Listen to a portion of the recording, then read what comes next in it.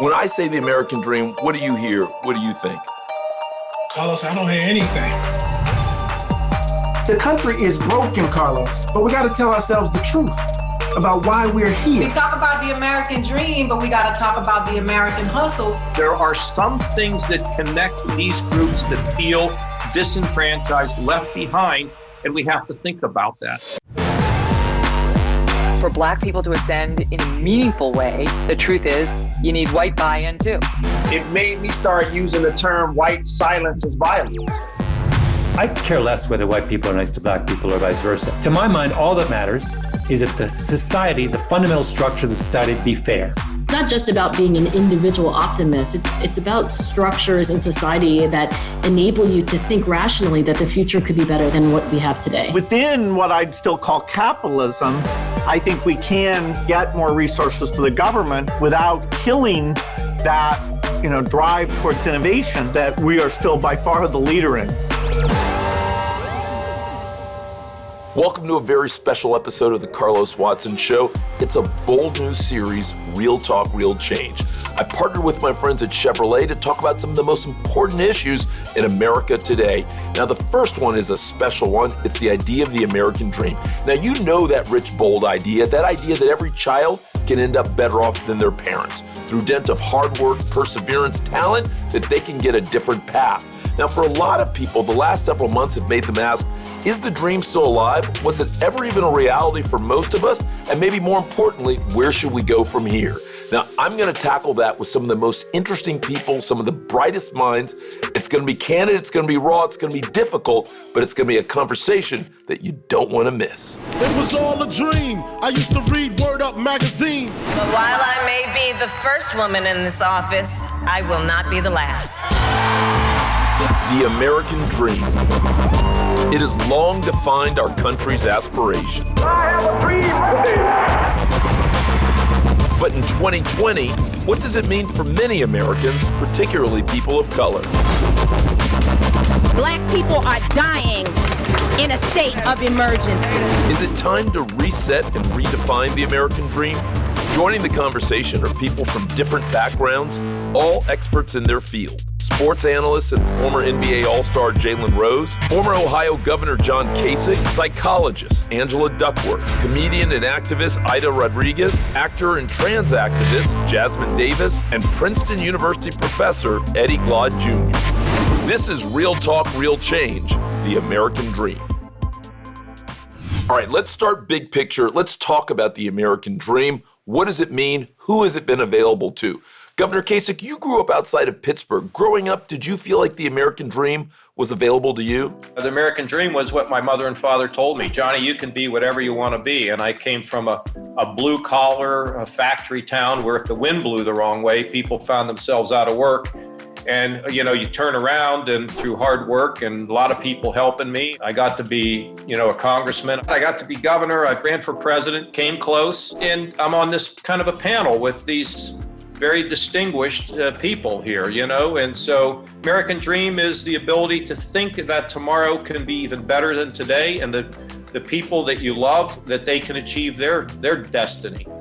Aida Rodriguez, you are not a daughter of the Midwest, like Governor Kasich. You grew up between Miami and New York. When I say the American dream, what comes to your mind?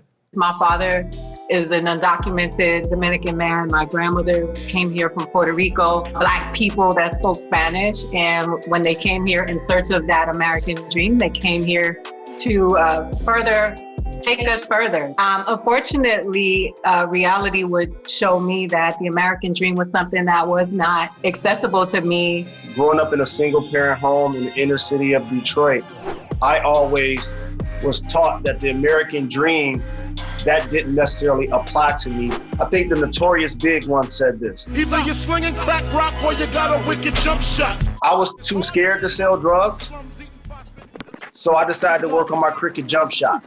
Jasmine Davis, we've loved your work on The Chi. Congratulations. We appreciate your work as an actress, as a trans activist. How do you hear this conversation around the American dream? It's tough. I feel like when I was growing up, I was in a little bubble, little illusion. That I wasn't necessarily thinking about the American dream. I was just living. And now I was living, I was actually surviving. Angela Duckworth, sitting near Philadelphia, where a lot of this American experiment got some of its earliest beginnings. You're one of the country's leading psychologists, author of the award-winning book Grit, which obviously a lot of us have read. You talked in it about the benefit of perseverance. What do you think when I say the American dream? Like any dream, whether it's an American dream or another country, it's always about the future. And I think the dream is that the future can be better than the present. When people dream of futures, it's based on their trust that, they'll have the resources, the support, the fairness, that they can achieve it. So it's not just about being an individual optimist. It's about structures in society that enable you to think rationally that the future could be better than what we have today. Professor Eddie Glaude, I want to bring you into this.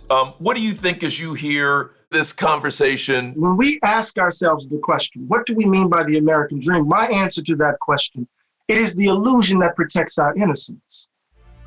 It is the cover that protects our innocence. It's the cover that allows us to be willfully ignorant about what is happening in and around our country. All right, look, we're just getting started here. For people of color, the American dream has become even harder to achieve in 2020. Why is that? We'll tackle the challenges that are holding so many back straight ahead. When I say the American dream, what do you hear? What do you think? Carlos, I don't hear anything. Yeah, I hear what other people say. So I hear, white picket fence, 2-car garage, 2 kids, a dog, and that sort of thing. But it's not like emotionally, I can't really emote anything original.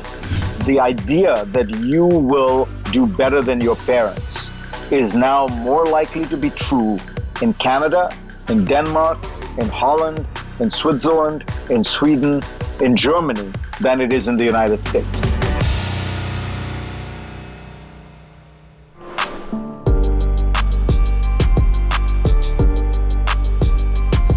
Welcome back to our special series, Real Talk, Real Change. Now we're talking about the American dream. 2020 has forced a lot of us to face who we are and what we expect out of this country. Take a look. We don't need any more empty promises. 2020 has been a pivotal year that has shined a bright and stark light on the inequities and injustices that have long persisted in communities of color. African-American unemployment ticking up. Millions of Black Americans are financially fragile. Imagine if we was able to build up these communities, then these kids will have jobs. Today, unemployment for white Americans is about 6.9%. Nearly half of that for Black Americans at 13.2%. Everybody's got to come together and make sure that we can make it better for the people who live in urban America. Black-owned businesses are nearly twice as likely to have their loan applications rejected as white-owned businesses, but the economic hardships people of color face go much deeper than these numbers can show. When will it end? When we look at where we are in 2020, needless to say, it's important to talk about the systemic and the structural issues that got us here. Aida, I want to bring you in on this. We talk about the structural issues and the places that people like me and Jalen come from, where we're not taught metaphysical thinking. Michael Jordan did what Michael Jordan did because he believed that he could. Jordan, open. The Chicago Bulls have won their 6th NBA championship. I come from people who believe that they only have a few options, like Jalen said. I'm 8 years old, people showing me how to make crack, telling me you're gonna have to learn how to figure something out because these are the options for you. I was one of those kids who sold drugs. I was one of 3 girls that they allowed on the block to sell drugs. They realized the police was not going to bother us. And that was my way out. At 15 years old, I had my own place because I wanted to get from my neighborhood. My neighborhood was nothing but drugs and violence, and it was a very much live young and die because you don't want to be poor. I agree, and that was well said. Usually what ends up happening individually, you try to figure a way to fix your personal circumstance.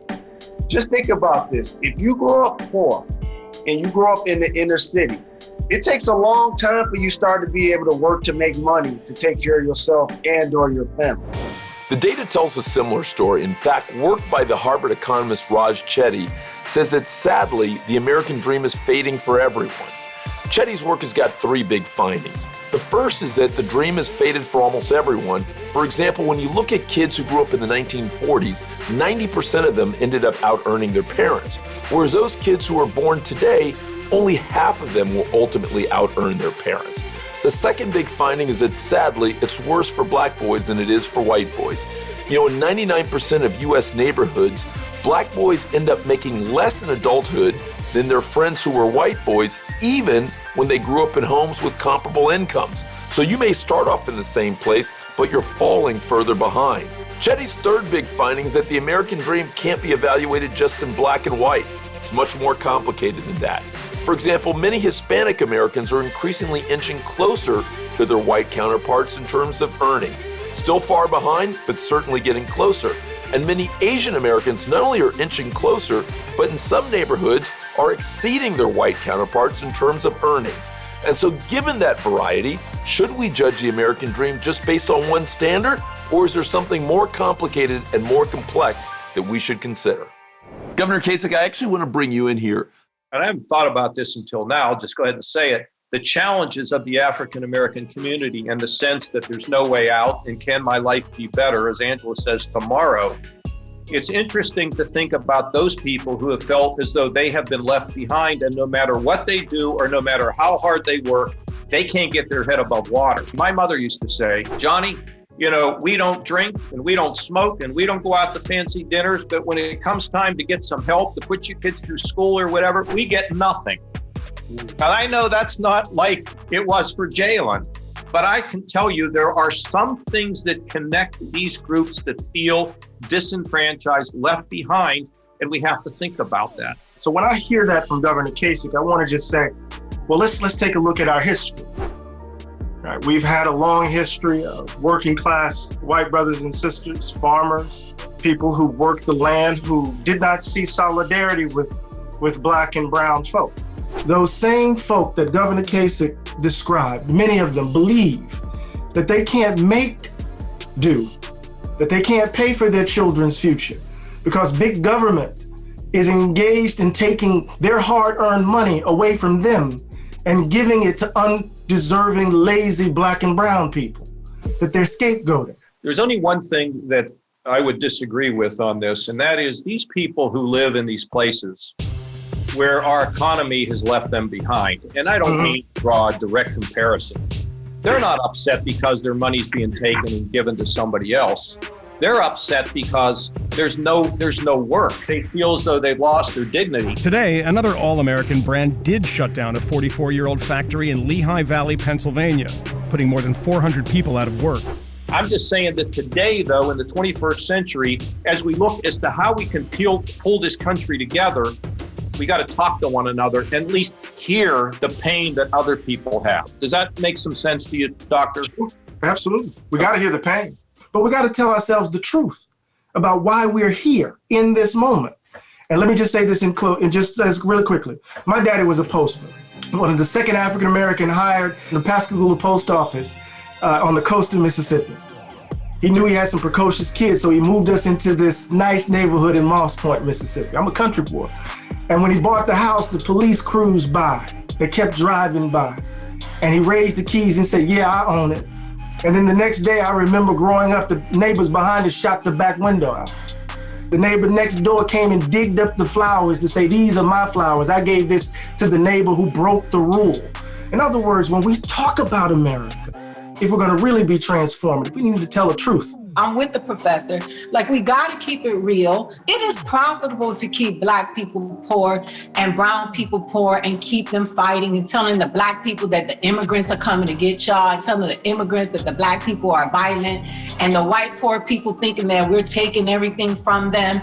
It is profitable for people to do this, and it has been the biggest hustle in this country. And so the question is, can we have this conversation? Has 2020 been transformative enough that enough people can have this conversation? Or is, as important as this conversation is it going to be a hard one to have across political lines, across racial lines, across even generational lines?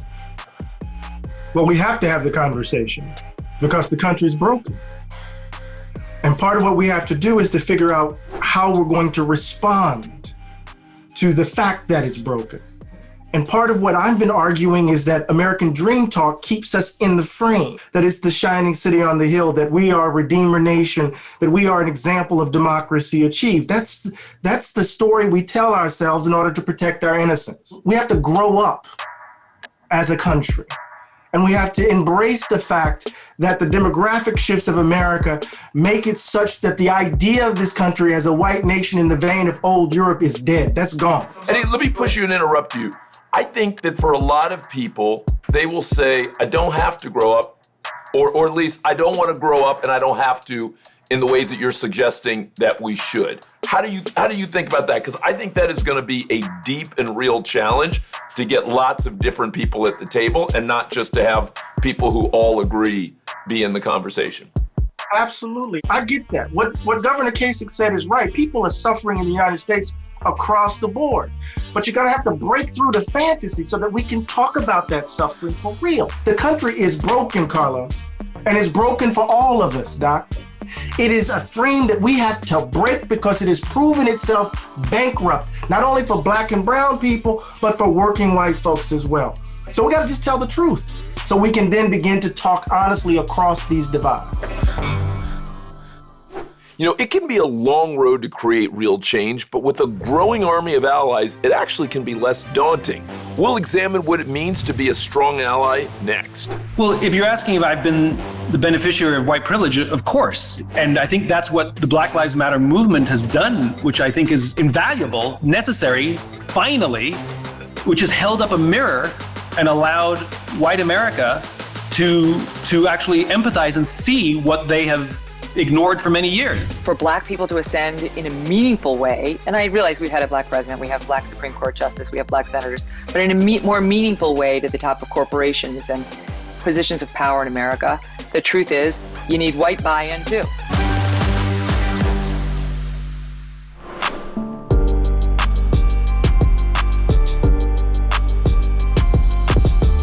Back talking about the American dream and how attainable it is for people of color, but it's not up to just us to effect honest change. I think we can all agree that allies are needed in every corner. In the summer of 2020, millions took to the streets to call for criminal justice reform and racial equality. And as the protests hit peak numbers, more than half of the people marching were white. We have to stand up, we have to raise our voices, we have to hook arms with our Black brothers and sisters, and we have to do something. And major corporations took a stand to say Black Lives Matter and pledged to make diversity a priority. Consumers want to see commitment to the Black community. We, the National Football League, admit we were wrong for not listening to NFL players earlier. But as we begin a new era and media attention shifts, how many allies will truly hold themselves accountable? We're not going to get there from a place of white comfort. We're going to have to get mighty uncomfortable. And are they willing to do what it takes to make the American dream more of a reality for everyone?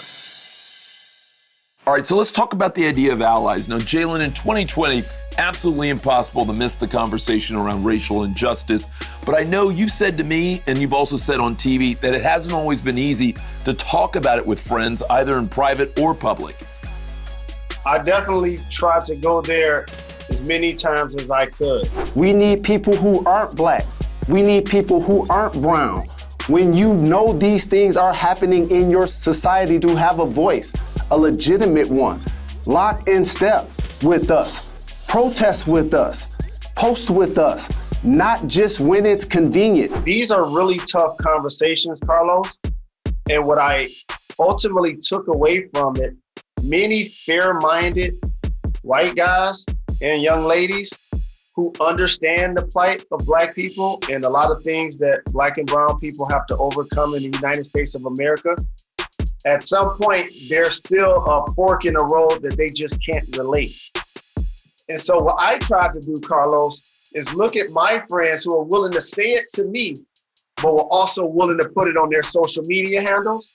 And also those that weren't willing to put it on their social media handles. It actually told me a lot about them. And what did it tell you, and what did you say, or how did you frame those who didn't speak up? I framed those that didn't speak up as part of the problem.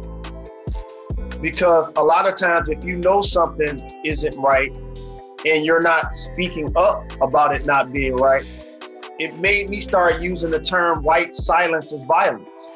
I'll tell you an example. When I was watching TV and an elderly gentleman in Buffalo got pushed down by the police, I felt the same way about him that I would feel about a Black person.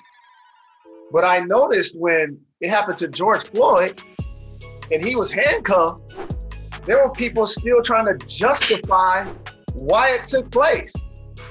Oh, he had some things in his past. He made some bad decisions. He should have did this. He should have did that. And when I hear the justification, it kind of gave me the answer I was looking for. Governor Kasich, I actually want to bring you in here. So when you hear Jalen talk about the real meaning of being an ally, to speak up when you see something's wrong, what do you think contributes to the divide? I wanted to bring something up that I have been thinking about in terms of division, and maybe you can chew on this for a while. You got the social media, and then you got the regular media, and they're all sort of narrow casting for their audience, and then their audience seeks information that affirms their view. So we get driven apart based on things that this media uses to attract eyeballs. And if we're all in our own silos and we don't listen to anybody else, we just get angrier and angrier at the other side, and we can demonize it. And there are people out there who make money from that. And that's something we have to think about in our culture and in our society and the way we move forward. Aida, you say allies are great as long as we're fighting for the same thing. But you also have said that you believe if you've got a broad platform, you got to use it. How have you done that with your comedy? I tackle the hard hits. I talk about things that other people wouldn't dare talk about because I feel so obligated to bring to light the issues of my community and where I come from. And I cannot afford to shuck and jive right now. I actually came here to make everyone feel uncomfortable so that no one feels special. I think it's amazing. I was at the airport coming here, and this Black dude was trying to be gangster and hard. He was like trying to boss up on everybody. And I was like, yo, man, ain't nobody scared of y'all no more. You been watching the news? Ain't nobody scared of Black dudes no more. I was like, listen, this Muslim dude just pulled out a rug and prayed in the middle of the airport. That's gangster right now. We all have had to rise to the occasion. I got to think about the whole village, because that is the burden of being a person of color, Black person in this country. So when it comes to comedy, yeah, a lot of us feel like we should be able to say what we want to say, but we feel like we have to be a megaphone for the realities, which you saw Dave Chappelle do that 28-minute thing about George Floyd, because we can't even just be funny right now. What are you signifying? That you can kneel on a man's neck for 8 minutes and 46 seconds and feel like you wouldn't get the wrath of God.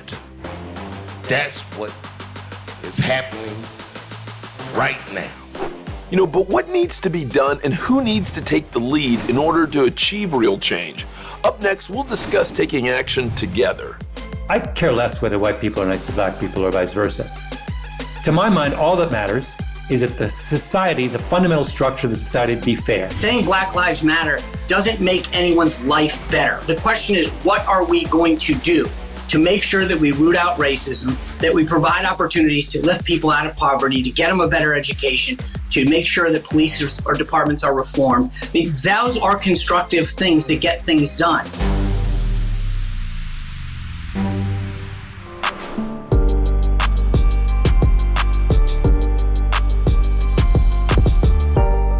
Today, we've been having real talk about what happened to the American dream. Now, when we decided to do this special, we wanted to leave the conversation with tangible change. But what does that look like? Take a look. Regardless of who's in the White House or who's your governor, mayor, whatever it is, we need to be pushing that line and holding them accountable. We should expect government to start to get more involved and mandate towards broader diversity. It's time now for the demographic changes which have occurred to meet up with the electoral power that's possible. Marching, protesting is fine. The only way that we can move our culture forward, in my personal opinion, is through bank capital. That's the way we will grow our community. If we have a strong economy in the Black community, the greater community becomes stronger. We need to take our agenda seriously, and we shouldn't wait on a candidate to give us their version of our agenda. We're not even a part of the conversation. Not at all. Let's own our politics. Black politics. Let's start to fight for our futures. All right, so I want to take a big step back. So when we talk about tangible actions, not just talk, but tangible actions, what steps do you all here on the panel think can be taken right now to make the American dream a reality for more than just a few people? One of the reasons why I wanted to be the founder of not only a high school, but also that focuses on secondary education. The disappointing thing about our country is that the quality of your education is determined by your zip code. I purposely wanted to go the toughest route and influence those young people. And at 14 to 22, we're not considered cute and cuddly anymore. That's the dynamic I wanted to influence, because I knew in order to play on America's terms, you first have to graduate from high school, and there will need to be some secondary education. I agree with Jalen. Everybody has the power to create change in their own world, right? Because we can't go out and change the world. For example, I have focused on economic workshops for Black and Brown single mothers in marginalized communities. I have financial advisors donating services to these women so that they can learn the language of money, which we are not taught. And psychology and psychiatrists that donate services to Black and Brown people within the age range that Jalen spoke of, those teenage years, because we can't afford therapy. And also it's something that we don't think is something that we need. Angela, as a psychologist, what would you say is the first step and maybe the most important step for an individual to affect change? So for about 40 years, we've known in psychology, like this feeling of optimism, this feeling that tomorrow could be better, that I could make something of my life if I try.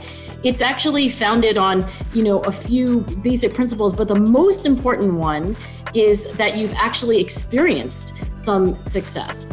When we have that expectation that tomorrow's going to be better, it's based on experience first and foremost. So if you have, an oppressed part of the population or an individual who just doesn't have any life experience to confirm that tomorrow is going to be better, then it doesn't really matter what you say to them, they won't believe you. Governor, as someone who's been in charge of a state, one of our largest states, what do you think needs to be done in order to affect lasting change? So many things to say about that. And Jalen's doing education out here in Columbus, Ohio. We have a KIPP school that's going to be expanded to 4,000. It's amazing what they're doing in there. I loved what Angela said. It made an awful lot of sense when she said that you have to have had some sense of it. In other words, how do you get people to see over the top of the mountain? There has to be a graduated improvement in their ability to work their way off of that into a better place. Education, mentorship, the growing corporate responsibility, all these things can help. All right, when we think about how the country is going to move forward, one of the big parts of the conversation is capitalism, how it drives our economy. I recently had a very interesting conversation with Bill Gates. I want you to hear what he had to say. Within what I'd still call capitalism, I think we can get more resources to the government without killing that drive towards innovation. There's room to have more equity and still the magic of our competitive economy and the breakthroughs that we are still by far the leader in. Part of what I think we need to do is to give expression, to give voice to a shared set of values. Governor Kasich and I can meet, many of us can meet right there. But we need to understand first why Jalen has to do what he's doing. Right? He could be invested that energy in a very different way if the country, if policy would actually invest in our kids in a very specific sort of way. You remember Dr. King asking famously in his speeches in a book, where do we go from here? Fierce urgency of now. Where do we go from here? First, we must massively assert our dignity and worth. We must stand up amid a system that still oppresses us and develop an unassailable and majestic sense of values. We're going to have to do some real freedom dreaming. We're going to have to be bold and creative in our imagining. James Baldwin said this. He said that human beings are at once miracles and disasters. We have to protect ourselves from the disasters that we've become. But if we show up, there's a chance for a miracle. But if we all show up and play the game, we can do more than just simply move the ball down the field. We can actually knock down a three-pointer, Jalen Rose style. I love that. I really want to thank each and every one of you and everyone who's participated. You were reminding me that maybe as much of a spiritual journey as it is a policy journey. A terrific conversation. Thank you all. Hey, thank you for joining me for that really important and timely conversation. I love that we had that conversation. If ever there was a time to talk about the American dream, which in my mind means hope, it means opportunity, it means what's next, now's the time. Hey, if you've got ideas on how we should evolve the American dream, and maybe more importantly, what steps we can take, write to me at carlos.watson@ozzy.com. I'd love to hear from you. Hey, stay tuned. We've got more Real Talk, Real Change series coming your way. On behalf of Chevrolet and Ozzy, I'm Carlos Watson. Hey, tune into the Carlos Watson Show. It's like no other. You're going to enjoy it every weekday on YouTube.